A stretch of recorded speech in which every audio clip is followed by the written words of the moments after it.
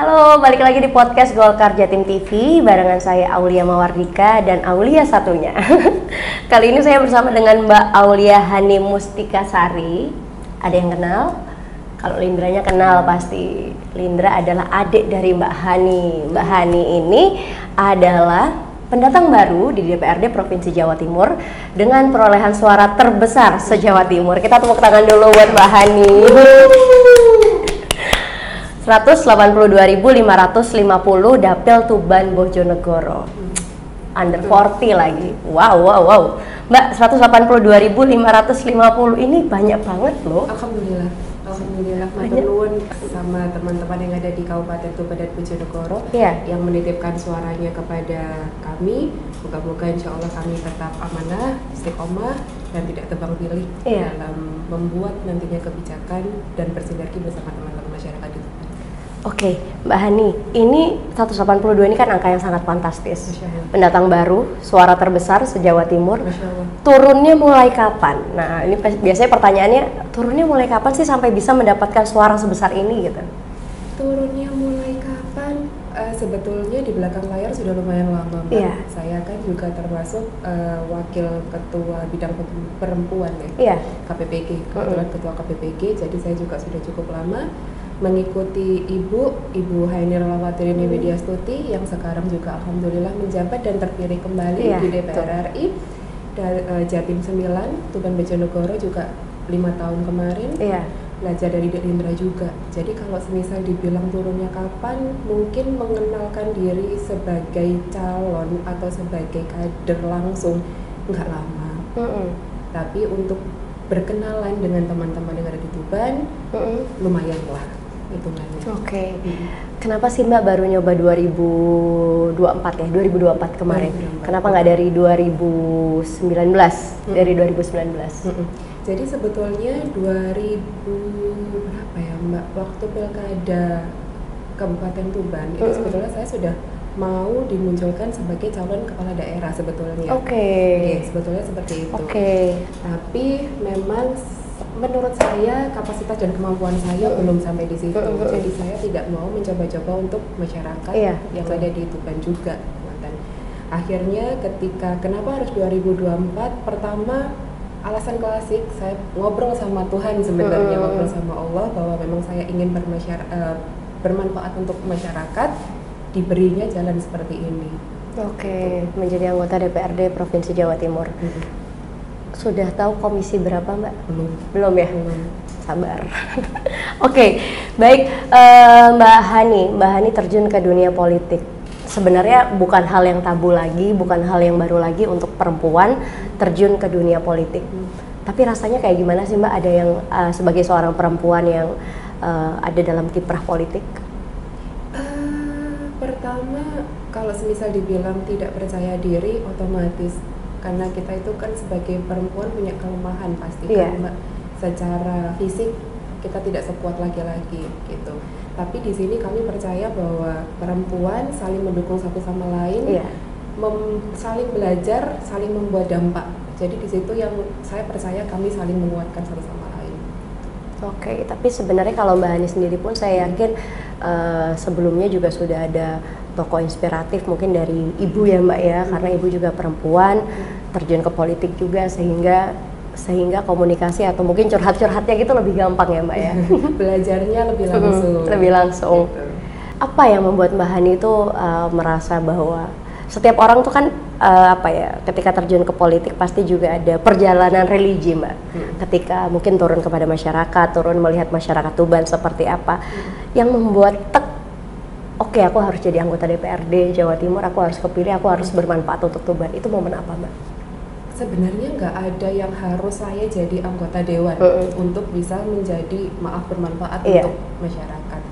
Tapi kalau misal Mbak Aulia tanya seperti itu, sebenarnya ini udah 2 tahun yang lalu Mbak, sudah 2 tahun yang lalu tiba-tiba terbesit bahwa saya ingin punya yayasan sosial sebenarnya. Yang bergerak di bidang? Nggak tahu, apapun.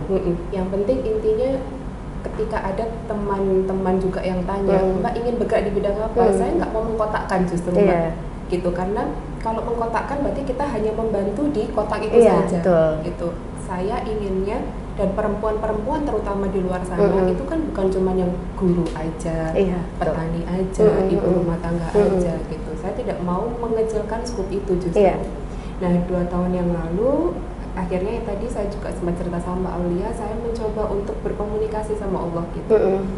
Ya Allah, saya ingin bermanfaat, saya ingin gimana ya Mbak, ada beberapa orang yang mungkin tidak punya kesempatan untuk bisa mendapatkan akses gitu.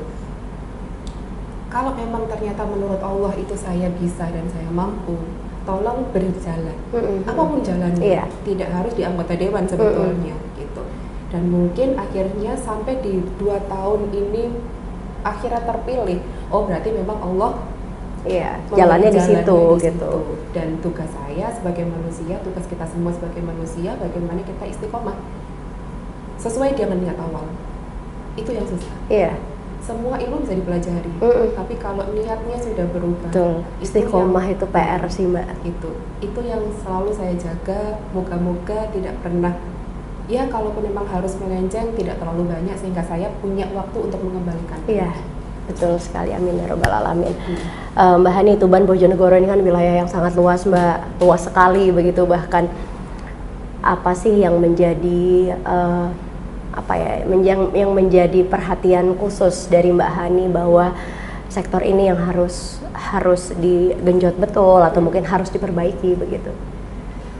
Kalau saya Mbak, karena mungkin beberapa ini saya turunnya melalui PKK, banyak perempuan-perempuan yang sebenarnya ingin kok sama-sama untuk mengupgrade dirinya.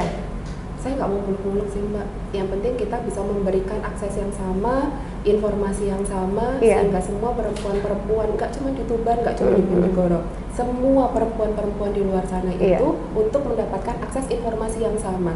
Ketika akses informasinya itu sama, harapannya mereka bisa mengupdate dan mengupgrade. Ketika dia sudah tahu kapan harus diupdate dan mengupgrade, dia kayaknya tahu kok dia tuh mau seperti apa gitu. Jadi dari dasarnya dulu aja, menurut saya. Artinya Mbak Hani melihat bahwa yang mungkin masih menjadi catatan khususnya untuk perempuan begitu yang ada di Bojonegoro Tuban itu juga terkait dengan upgrading dirinya ya. Kalau saya itu penting sih Mbak, karena kita perempuan juga kan sepakat kan Mbak Aulia bahwa madrasah itu letaknya di perempuan juga gitu. Jadi kalau memang kita tidak mau belajar, ya bagaimana kita bisa memberikan dampak ke lingkungan dulu, ke keluarga lah sebelum ke lingkungan seperti itu. Mbak Hani terjun ke politik, tantangan terbesar seorang Mbak Hani atau mungkin perempuan ketika akhirnya terjun ke dunia politik itu apa Mbak? Apa ya Mbak? Mungkin kalau saya, mungkin beda-beda masing-masing orang. Ketahanan badan, mulai capek Mbak ya. Ini habis infus pembahasan sakit. Enggak sih, itu cuma bagian dari ikhtiar biar selalu sehat. Ketahanan badan kalau saya, kesempatan yang sama dalam belajar, kesempatan ini gitu. Jadi menurut saya sih kembali lagi ke fisik, kadang itu kita lebih rentan, lebih gampang sakit, jam tidur berkurang. Jam tidur udah mulai kerasa berkurang Mbak ya? Enggak sih, alhamdulillah. Kalau Mbak Hani, olahraga favorit? Apapun. Saya mencoba untuk belajar lari, saya jalan kurang lebih berusaha 10.000 km, saya main pound, saya renang, saya tenis, apapun. Harus diimbangi. Yang penting bergerak, betul. Kalau hobi Mbak? Gak ada spesifikasi khusus sih Mbak, saya akhir-akhir ini lagi suka membaca, saya suka fotografi, seperti itu aja sih mungkin. Baik. Mbak Ani terakhir Mbak, mungkin juga ada pesan yang ingin disampaikan kepada masyarakat Tuban, khususnya mungkin untuk perempuan-perempuan yang ada di Tuban begitu. Hari ini Mbak Hani sudah dilantik menjadi anggota DPRD Tuban begitu. Mungkin ada pesan yang ingin disampaikan kepada masyarakat Tuban, khususnya untuk yang perempuan. Kepada seluruh perempuan yang ada di luar sana, yang pasti percaya saja kalau semua memiliki kesempatan yang sama. Kalian juga pasti mampu selama kalian mau.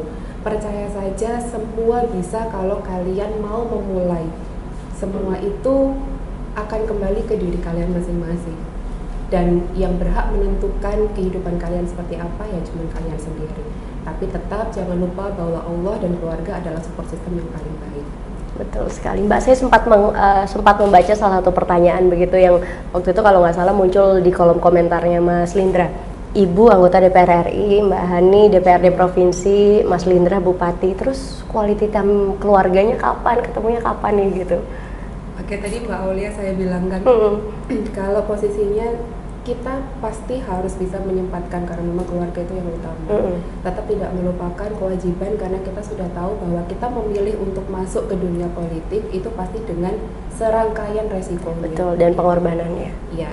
Jadi kalau memang kembali lagi kita tidak pintar-pintar memilih prioritas kita, kita sendiri yang merugi gitu. Oke. Pasti ada lah waktu itu pasti ada, walaupun mungkin nggak sebanyak sebelumnya ya Mbak ya. Terima kasih banyak Mbak Hani sudah berkenan podcast bersama dengan Golkar Jatim TV. Jangan lupa subscribe dan jangan lupa untuk follow Instagram kami di @golkarjatim. Terima kasih, sampai jumpa.